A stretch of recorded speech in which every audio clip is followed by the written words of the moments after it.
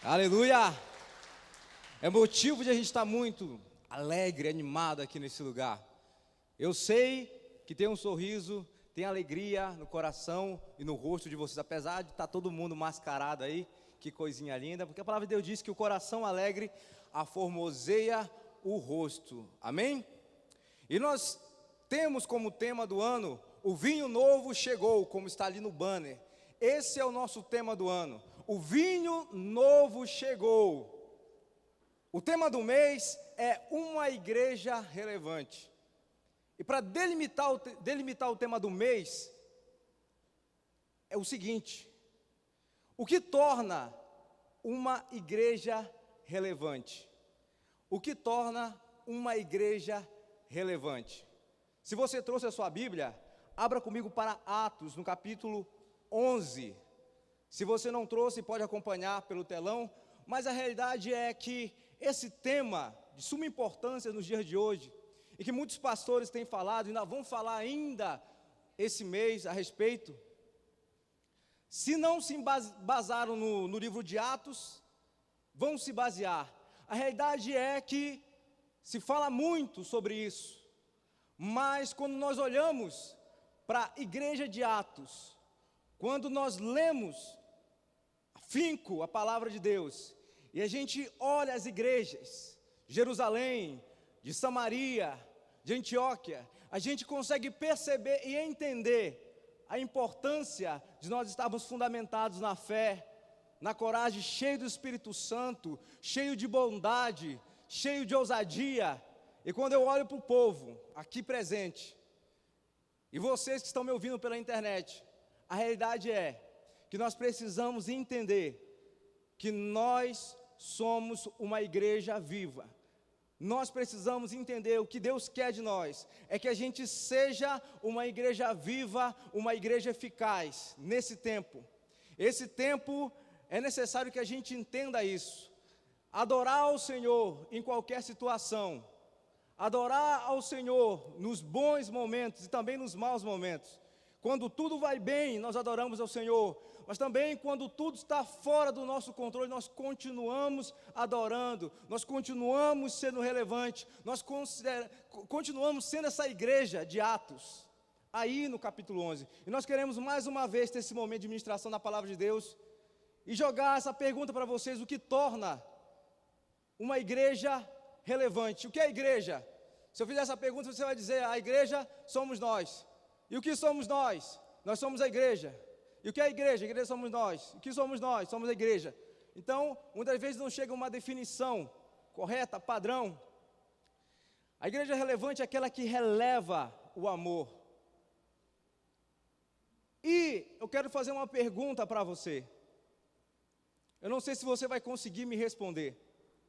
Quantos anos tem a sua igreja? Se a igreja somos nós, eu quero te fazer uma pergunta: quantos anos tem a sua igreja? Tem 20 anos? Tem 30 anos? Tem 2 anos? Tem 2 meses? Tem 1 mês?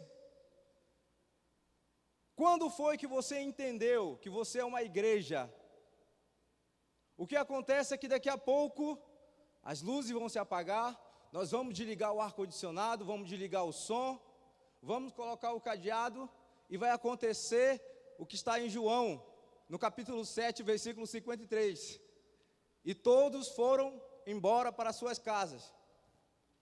Mas eu quero te fazer essa pergunta, baseado que a igreja somos nós. Quanto tempo, você sabe me dizer que data a sua igreja faz aniversário? A partir do que momento você entendeu que você é a igreja? Quero te fazer outras perguntas. Essa igreja, ela está aberta? Ela está fechada? Está cheia de poeira? Está bagunçada? Está em manutenção? Está vazia? Há muito tempo não é habitada? Como é que está essa igreja? Como é que está a sua vida? Em Atos, no capítulo 11, a partir do versículo 19, eu quero encorajar você a ler Atos por completo. E o capítulo 11 também traz muitas verdades importantes Inclusive, se você quer entender o que é uma igreja relevante, ter várias definições, você basta focar em Atos. Aqui no capítulo 11, quando Paulo ele dá esse relatório, quando Paulo traz detalhes sobre a igreja de Antioquia, ou Pedro, o relatório de Pedro e também Barnabé, então nós entendemos, baseado na palavra de Deus, como é importante a gente extrair algumas dessas características, para que a gente entenda a importância de nós sermos igreja em todo o tempo, em todo momento. Acompanhe comigo, versículo 19 de Atos capítulo 11. Os seguidores de Jesus foram espalhados pela perseguição, que havia começado com a morte de Estevão. Alguns foram até a região da Fenícia, a ilha de Chipre e a cidade de Antioquia, e anunciavam a palavra de Deus somente aos judeus. Então a igreja era perseguida, e aí na ilha de Chipre a palavra era somente anunciada aos judeus. Mas outros que eram de Chipre, da cidade de Cirene, foram até Antioquia e falaram também aos não-judeus, ou seja, pregando a toda criatura. O ID estava tomando forma, o evangelho estava sendo pregado, anunciado a toda criatura. Glória a Deus. Então essa boa notícia a respeito do Senhor Jesus. Versículo 21, o poder do Senhor estava com eles, e diga comigo, o poder do Senhor. Você já pode ter algumas características aí, o poder do Senhor estava com eles, e muitas pessoas creram e se converteram no Senhor. Essas notícias chegaram à igreja de Jerusalém, que resolveu mandar Barnabé para Antioquia. Quando chegou lá e viu, olha só, chegou e viu como Deus tinha abençoado aquela gente, Barnabé ficou muito alegre e animou todos a continuarem fiéis ao Senhor, de todo o coração. Barnabé era um homem bom, cheio do Espírito Santo e cheio de fé, e muitos se converteram ao Senhor. Depois Barnabé foi à cidade de Tarso, a fim de buscar Saulo. Quando o encontrou, ele o levou para Antioquia, e se reuniram durante 1 ano com a gente daquela igreja, e ensinaram muitas pessoas. Foi em Antioquia que, pela primeira vez, os seguidores de Jesus foram chamados de cristão. Naquele tempo, alguns profetas de Jerusalém foram para Antioquia. Um deles, chamado Ágabo, levantou-se pelo poder do Espírito Santo e anunciou: haverá uma grande falta de alimento no mundo inteiro. Isso aconteceu quando Cláudio era o imperador romano. Versículo 29. Então os cristãos resolveram mandar ajuda aos irmãos que moravam na região da Judéia, e cada um deu de acordo com o que tinha, e mandaram o dinheiro por meio de Barnabé e Saulo, para que eles o entregassem aos presbíteros da igreja. Espírito Santo de Deus, nós te pedimos que a tua palavra ganhe forma em nós. Te pedimos, Senhor, que o Senhor venha tomar direção, Deus, desse culto das nossas vidas. Abre o nosso coração, a nossa mente, para receber essa palavra, e que a gente possa entender o que torna uma igreja relevante, porque nós queremos ser uma igreja viva, uma igreja eficaz, uma igreja fundamentada na tua palavra. Nós queremos viver dias, queremos ser sábios, e queremos, Pai, que a tua palavra, que o teu amor prevaleça, em nome do Senhor Jesus. Quando podem dizer amém? Amém, glória a Deus. Então é isso a palavra de Deus. O que uma planta ela precisa? Uma planta, ela precisa de uma terra boa, e ela também precisa de água, para que ela possa crescer saudável. Uma criança, ela precisa do genuíno leite materno, e também precisa do afago da sua mãe, para ela crescer com confiança, para que ela possa crescer saudável. E que nós, como igreja, nós, cristãos maduros, nós precisamos estar baseados na palavra de Deus, precisamos estar alicerçados à palavra de Deus, meditando na palavra de Deus, nos enchendo do Espírito Santo, para que a nossa vida seja completa, amém? Então esse texto de Atos, capítulo 19, versículo 30, que a gente leu, ela deixa algumas marcas de uma igreja relevante. Podemos citar 3 aí: Jerusalém, Samaria, Antioquia. onde aconteceram milagres de evangelização, os gentios crendo, sendo batizados, né? Os samaritanos também. Então, o partir do pão, a oração, o temor, o ajudar, o acolher, as células, as reuniões nas casas estavam acontecendo, estavam a todo vapor. A igreja estava sendo perseguida, Paulo era preso, Paulo era solto, Pedro era preso, era solto, e alguns eram apedrejados, eram perseguidos, eram aprisionados, mas a igreja continuava viva, continuava forte, continuava pulsante, radiante. E no capítulo 11, versículo 26, pela primeira vez, eles foram chamados de pequenos cristos.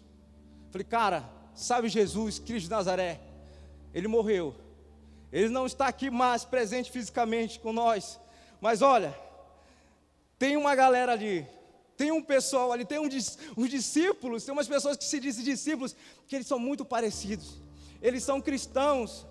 A gente consegue ver bondade, a gente consegue ver coragem, a gente consegue sentir uma paz que excede todo entendimento, a gente consegue sentir o amor,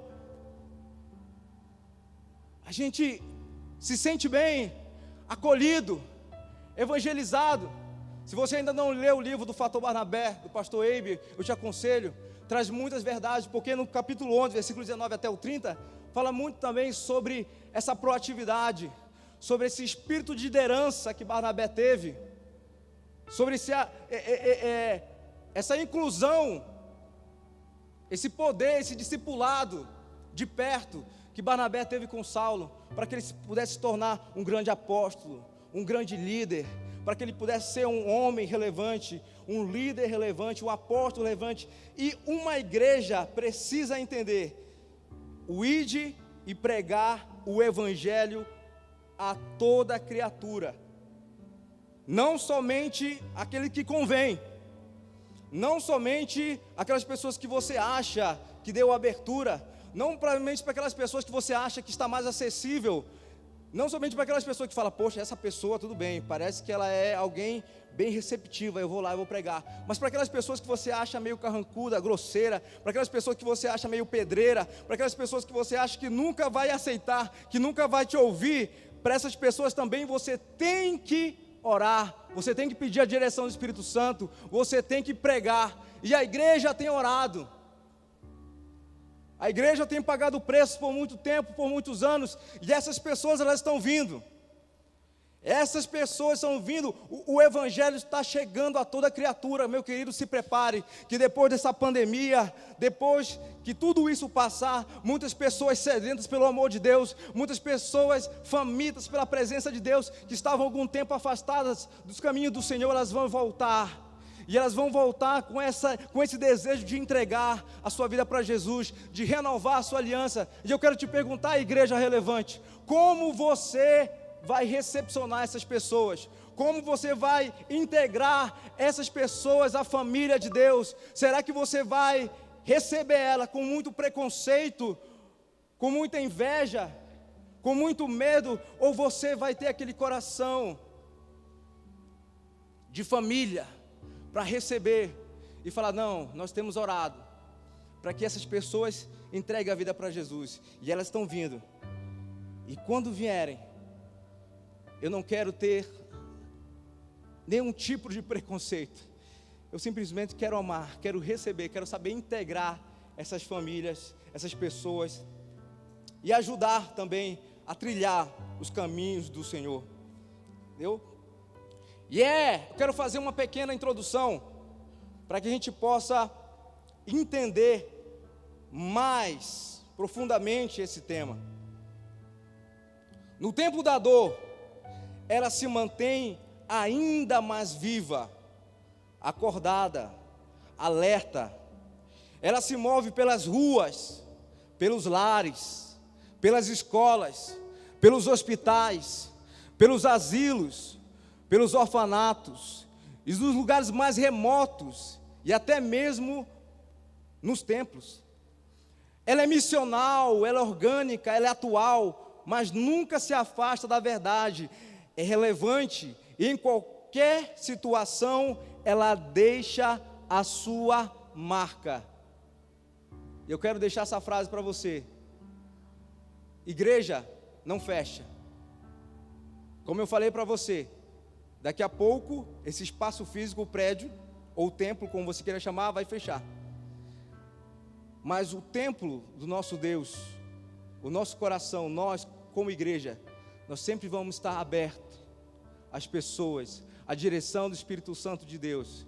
E nós vamos estar nos movendo por muitos lugares, nos lugares mais remotos, aonde o pastor Vitório não tem acesso, aonde a pastora Cid, o pastor Jackson, a pastora Iraci não tem acesso, a pastora Maria, você, com muita ousadia, com muita coragem, com muito amor, vai chegar até essas pessoas. Você tem uma missão de levar o Evangelho a toda criatura. É você que está inserido lá naquela faculdade, é você que está perto daquela pessoa que está sofrendo com ansiedade, com depressão, é você que está perto daquela pessoa, inserido naquela família, onde tem alguém ali precisando de ajuda, que está viciado em drogas, que está envolvido na criminalidade, que está pensando em morte. É você que vai estar lá e você precisa levar a vida de Deus. Você precisa ser um cristão relevante. Você precisa entender o seu papel como discípulo de Jesus. E não simplesmente esperar que o anjo do céu desça com uma espada de fogo e fale: ó, para com isso agora, você precisa mudar de vida. Você é responsável por isso. Então a igreja não fecha, o que fecha é o local do culto, a igreja viva do Senhor Jesus, que somos nós. Diga que sou eu. Diga mais forte que sou eu. Eu e você, nós estamos por toda parte. Eu quero dizer para vocês que nós estamos no caminho certo. Hoje nós estamos com 35 células. 35 células espalhadas pela cidade de Sinop. Temos igreja em Sorriso, temos igreja em Guarantã. Queridos, Sinop, você ainda não viu nada do que Deus vai fazer nessa cidade, nesse estado, através da sua vida. Deixe ser usado pelo Espírito Santo de Deus. Nós estamos junto com a nossa liderança, com o nosso pastor. Ele determinou, Sinop já é do Senhor Jesus. E nós queremos 10% dessa cidade totalmente alcançada, evangelizada, cuidada, amada, congregando, membros compromissados.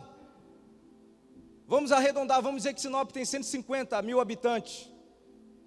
Tem um pouco menos, segundo as estatísticas. Mas, quanto é? 10% de 150 mil? 15 mil. Já pensou? 15 mil membros, 15 mil pessoas, aqui não, porque aqui não vai ter lugar, mas espalhados pela essa cidade, nas casas, nos lares, nas escolas, nas faculdades, nos asilos, nos hospitais.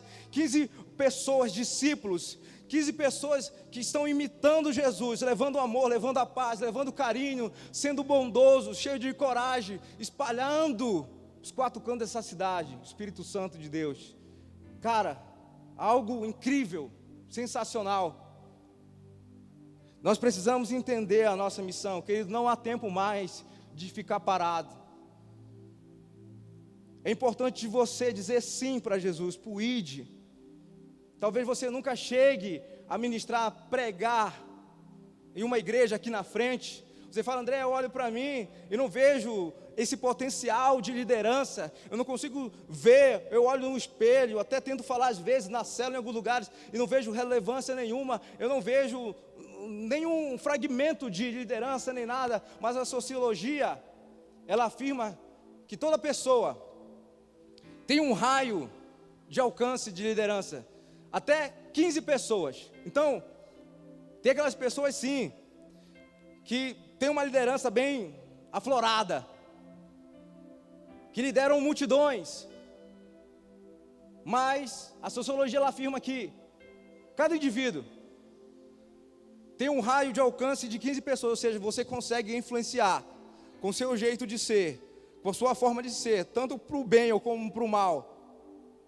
Você consegue ter o olhar, você consegue ter a atenção dessas pessoas. Talvez você ainda nem percebeu que essas pessoas estão te observando, talvez você ainda nem entendeu que elas estão te reparando, mas você tem atenção, você tem o ouvido dessas pessoas, e toda vez que você fala, essa pessoa ouve. Toda vez que você ora, essa pessoa sente o Espírito Santo de Deus. Talvez você ache que você é nada, que não está fazendo efeito nenhum, que não está, se você sumir do mapa, não vai ter importância nenhuma na vida de alguém, mas sim, existem pessoas que se importam com você.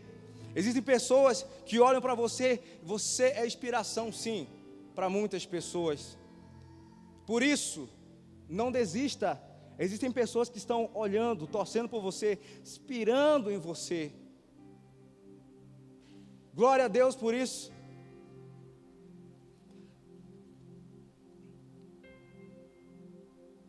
Então, entendendo que nós podemos ter esse poder de influenciar pelo menos 15 pessoas, talvez eu não chegue a me tornar um líder de célula,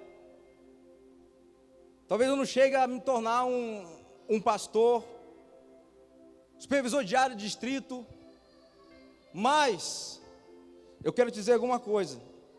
Aonde você está indo, aonde você está orando, aonde talvez muitas pessoas não conhecem o pastor Vitório, muitas pessoas não conhecem a pastora Maria, o pastor Jacques, o pastor Iraci, muitas pessoas não conhecem a pastora Cídia, tem muitas pessoas que também não conhecem o pastor Eibe, muita gente não conhece, mas aquela pessoa conhece e confia em você, e ela olha para você e fala: cara, essa pessoa me traz uma paz tão grande, essa pessoa tem me ajudado tanto, tem me ajudado em oração, tem me ajudado com alimento, tem me ajudado trazendo a palavra de Deus para minha família, essa pessoa tem sido tão relevante na minha vida. Entenda isso nessa noite, e nós vamos analisar 4 características baseadas em Atos.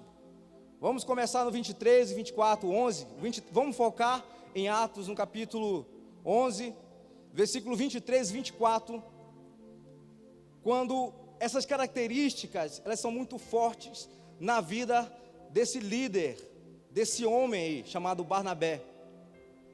É claro que a gente poderia pegar até do versículo 11 até o 30 e colocar mais características, como uma igreja relevante, característica muito forte, o poder, a unidade, as profecias, os milagres que eram visíveis ali naquele momento.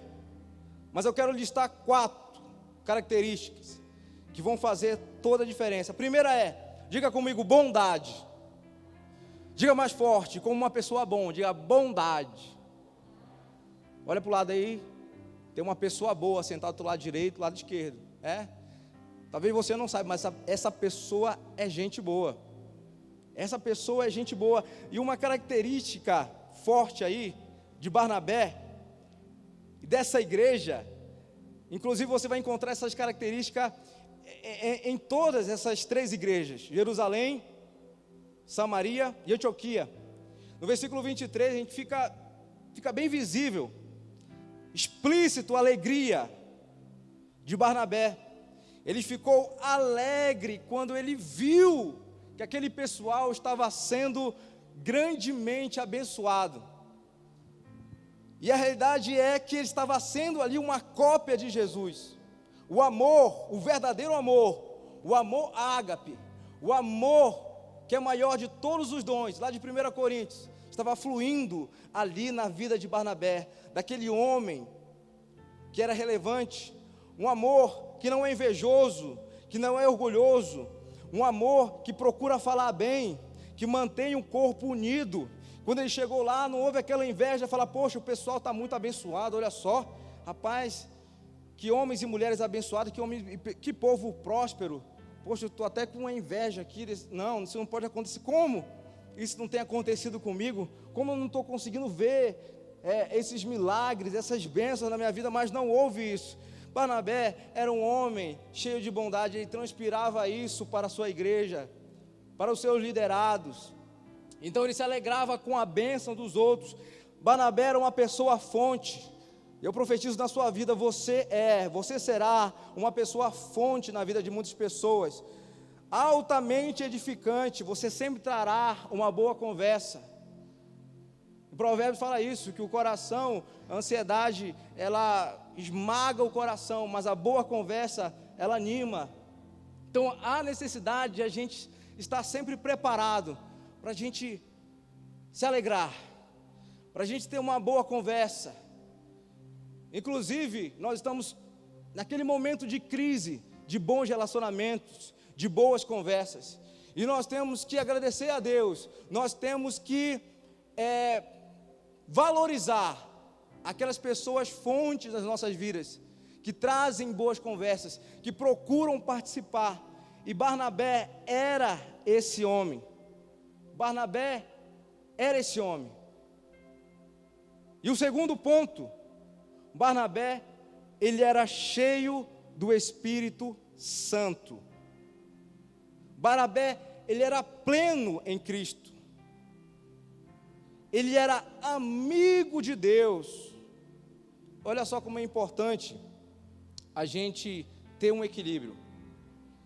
Porque se você for somente bom, se você for uma pessoa muito bondosa, se você for uma pessoa que não vê maldade, só vê bondade e é muito caridoso, você pode se frustrar com a instituição, você pode se frustrar com os pastores, você pode se frustrar com as pessoas que você tem ajudado, que você ajudou. Você pode ficar muito, muito triste com algumas coisas que podem acontecer e te decepcionar. Mas se você for cheio do Espírito Santo, se você for bondoso, mas se você for cheio do Espírito Santo, você vai ser pleno, você vai ter esse equilíbrio. E você, quando alguma coisa der errado, quando alguma coisa não sair de acordo com o que você imaginava, você vai se manter vivo, você vai se manter firme, porque você está sendo cheio do Espírito Santo. Você não está simplesmente sendo bom, mas você tem aquele equilíbrio e sabe que tudo coopera para o bem daqueles que amam a Deus. Existe sim um só batismo, porque quando os gentios foram chegando e eles foram cheios do Espírito Santo, Pedro decidiu batizá-los. Então foi até criticado a respeito disso, mas poxa, colocaram em questão, quando nós fomos cheios do Espírito Santo, quando nós recebemos o Espírito Santo lá em Atos 2, nós fomos batizados. Da mesma forma aconteceu com eles, então eles podem participar de tudo isso, eles podem ter cheio do Espírito Santo. Eu quero te dizer para você, para que você possa vencer essas guerras, para que você possa superar dores, para que você possa viver da plenitude, da graça, da misericórdia de Deus, você precisa estar todo o tempo se enchendo do Espírito Santo. Há um só batismo, sim, você entregou sua vida para Jesus, entendeu, mas há necessidade de você estar se enchendo. Você vai ler o livro de Atos e você vai entender, e eles foram cheios do Espírito Santo, e eles foram cheios do Espírito Santo, e eles foram cheios do Espírito Santo. Então todo o tempo essa igreja estava procurando se encher do Espírito Santo. Eles não simplesmente tiveram uma experiência, eles não simplesmente tiveram um relacionamento só, não, eles procuraram manter-se cheios. Falaram, não, vamos lá, vamos encher do Espírito Santo, derrama um vinho novo, derrama uma graça nova. E é isso que uma igreja relevante ela procura ser. Ela procura ser amigo de Jesus, ela procura ser amigo do Espírito Santo. Ela é cheia de bondade, ou seja, bondade. Quando a pessoa está cheia de bondade, cheia do amor de Deus, ela se torna uma pessoa acolhedora. Ou seja, ela começa a acolher dores, ela começa a se importar com a dor do irmão. Não é simplesmente aquele egoísmo, não é simplesmente ela se fecha ali naquele território, mas ela começa a acolher dores, ela começa a dar ouvidos, e quando ela faz isso, ela começa também a se animar, porque ela, poxa, como eu sou importante na vida de alguém, como é importante eu ser bom na vida dessa família. Ser cheio do Espírito Santo faz com que a gente seja compartilhadores também, porque quando o Espírito Santo de Deus vem sobre a minha vida, eu entendo quem realmente eu sou. Sem Ele, eu não sou nada. Quando eu estou cheio do Espírito Santo de Deus, uma característica forte de alguém que está cheio do Espírito Santo de Deus é essa: ele reconhece que ele é um pecador. A glória não fica nele, a glória sobe. E ele reconhece, e ele vai por pó. Então, quanto mais ele se aproxima do Espírito Santo de Deus, quanto mais ele é amigo do Senhor, quanto mais ele é pleno, ele procura ser transparente, ele começa a compartilhar as suas dores. E nós nos tornamos isso, pessoas acolhedoras, pessoas compartilhadoras, para que a gente possa crescer nessa unidade do Espírito Santo de Deus. E a terceira característica, diga comigo, fé. Fé, primeira, bondade. Segunda característica de uma igreja relevante, cheia do Espírito Santo. E a terceira característica é a fé. Barnabé tinha uma fé incrível, tinha uma fé baseada ali no firme fundamento de Hebreus, capítulo 11, que diz isso: a fé é a certeza de coisas que se esperam e a convicção de fatos que não se vê. É uma fé inabalável, uma fé transcendental. Eles se tornaram parecido com o mestre. Eles foram além do que os olhos podiam ver. Se eles foram se apegar simplesmente às dores, à perseguição que eles estavam vivendo naquele momento, era difícil. Nós vamos alcançar a vitória, nós vamos ser vencedores. Mas como? É só perseguição. Estão fechando, não estão deixando a gente reunir, estão prendendo, estão procurando a Barnabé, estão procurando prender a Filipe, estão procurando prender a Paulo, a Pedro, e essa perseguição só está crescendo em cima da igreja. Mas essa fé faz com que a gente se mantenha firme, mesmo em dias difíceis, em dias de dores.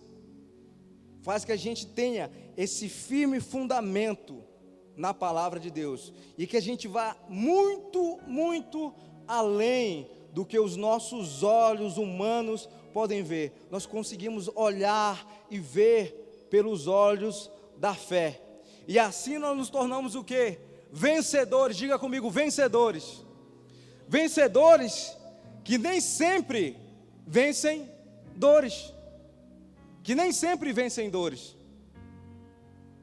Mas a verdade é que em Cristo nós somos mais do que vencedores. Veio momentos difíceis, veio o dia de isolamento, veio o dia de pandemia, nós tivemos que ficar em casa, alguns perderam o seu trabalho, alguns perderam muitas pessoas queridas da sua família, amigos, estão ali passando por um momento difícil, de luto, de dor, mas talvez naquele momento você foi vencido ali pela dor, mas você tem a certeza que dias melhores virão, e em Cristo você é o mais que vencedor. Em Cristo nós somos mais do que vencedores. Então permaneça com a sua fé firmada, fundamentada. A fé é a certeza de coisas que se esperam e a convicção de fatos que não se vê. E a quarta, diga comigo, coragem. Coragem. A palavra era pregada em todo o tempo, e devemos sempre levar a mensagem da cruz e sermos verdadeiros pregadores. Aquelas pessoas que pregam dores. Talvez muitos de vocês ultimamente estão muito apegados àquelas mensagens, aquela teologia motivacional que vai deixar sua estima lá em cima, que vai fazer com que o seu dia melhore, vai fazer com que te traga aquela paz. Mas a realidade é que nós temos que ter essa coragem também para ser verdadeiros pregadores, assim como Jesus foi. E no momento que Jesus estava falando da sua morte, e no momento que Jesus estava falando de toda a dor que ele ia sofrer, porque Jesus sim foi um homem de dores, os seus discípulos falaram: não, nada disso vai acontecer contigo, nada disso vai acontecer contigo, nós não vamos deixar que isso aconteça com você. Eu falei: não, vocês não estão entendendo, isso é necessário que aconteça. Então nós temos que ser imitadores de Jesus, temos que ser imitadores de Cristo. E para finalizar aí, abra sua Bíblia em Atos, no capítulo 9, versículo 27 e 28, voltando um pouco, para que a gente possa fundamentar. Aí em Atos 11, do versículo 19 ao 30, mas no versículo 23 e 24, você encontra essas características bem fortes em Barnabé. Só que eu quero tirar essa coragem, essa ousadia, aí de Atos capítulo 27, versículo 28, que fala sobre Paulo. Vamos ler todo mundo aqui no telão. Então, Barnabé veio ajudá-lo e o apresentou aos apóstolos. E lhes contou como Saulo tinha visto o Senhor no caminho e como o Senhor havia falado com ele. Barnabé também contou como, em Damasco, Saulo, pelo poder do nome de Jesus, havia anunciado, diga comigo, havia anunciado corajosamente o Evangelho. Homens e mulheres corajosos, valentes, que não se envergonhem do Evangelho.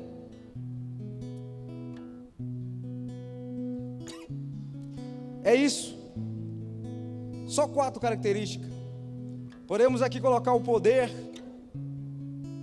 podemos colocar a unidade, as profecias, os milagres, mas aqui vão 4 características: a bondade, ser cheio do Espírito Santo, ser cheio de fé, ser cheio de coragem, ser um imitador de Jesus. Então não é o momento de você recuar, igreja, porque a realidade, Satanás, ele não está de quarentena. O império das trevas não está em isolamento social, não. Aí que eles estão trabalhando. Quando a igreja recua, quando você decide fechar, quando você decide recuar, o império das trevas, ele avança. E Satanás, ele não está de brincadeira. O número de suicídios aqui em Sinop aumentou 32%, se eu não estou enganado. Saiu uma pesquisa mais recente. Porque muitas pessoas agora estão em isolamento, estão mais em casa. E talvez ali, naquela casa, naquele lar, há necessidade de sempre ter uma pessoa fonte. Não está tendo aquela boa conversa, aquele auxílio, aquele ambiente de fé, aquele lugar onde as pessoas estão sendo cheias do Espírito Santo. Talvez não tenha aquele ambiente ali de pessoas que estão cheios de coragem para falar, para intervir, para guerrear, para entrar no seu quarto e dizer: Satanás, bata em retirada em nome de Jesus. Eu sou uma igreja viva do Senhor Jesus, e o Senhor não tem lugar nessa casa, na minha vida, na vida do meu filho, na vida da minha família. É necessário coragem. E para concluir, é no capítulo 11, versículo 26 de Atos, que pela primeira vez os discípulos foram chamados de cristãos, ou seja, pequenos cristos, pois havia amizade, cumplicidade, havia unidade, havia comunhão, havia desejo de conquista. Barnabé é apresentado como um exemplo discipulado e formação de novos líderes, e foi exatamente isto que fez com que Saulo, foi exatamente isso que Barnabé fez com Saulo. Ele integrou com maestria ao corpo de Cristo, com bondade, fé e também com muita coragem. Agora eu quero te fazer uma pergunta para a gente finalizar. É relatado aí no capítulo 11, versículo 26, que pela primeira vez os discípulos foram chamados, reconhecidos como cristãos. Cadê o discípulo de Jesus nessa noite? Diga amém. Aí eu te faço uma pergunta: será que as pessoas hoje te reconhecem, estão te reconhecendo como um cristão, como um pequeno Cristo, como um discípulo de Jesus, como um imitador de Jesus, você está transpirando essa paz, você está sendo relevante, você está procurando exercer a bondade, o amor do Senhor. Não é simplesmente aquele amor filéu, mas você fala: Deus, eu quero, sentir o teu amor, eu quero sentir, Deus, a tua bondade em mim, e eu quero sempre estar ali, fazendo, acolhendo, compartilhando dores, fazendo com que as pessoas possam também ser pessoas vencedoras. Você tem feito isso?